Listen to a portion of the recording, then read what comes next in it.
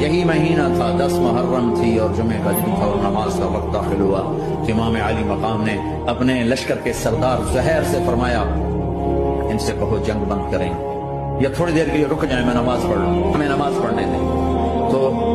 زہیر نے گھوڑا آگے بڑھا کر کہا شمر سے تھوڑی مہلت دو، ہم نماز پڑھ لیں، پھر تم نے جو مرضی کرنا ہے، نماز تو پڑھنے دو۔ شمر نے کہا ہم نماز نہیں پڑھنے دیں گے۔ انہوں نے واپس آ کر عرض کی حضور وہ نماز پڑھنے کے لیے جنگ نہیں روکیں گے۔ کہا اچھا پھر ہم نماز تو نہیں چھوڑ سکتے،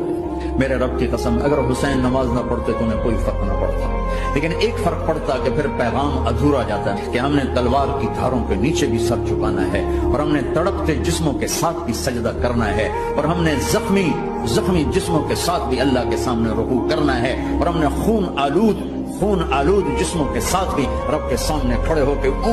آنے والی نسلوں کو پیغام دینا ہے کہ نماز وہ ہے جسے اس وقت میں بھی نہیں چھوڑا جا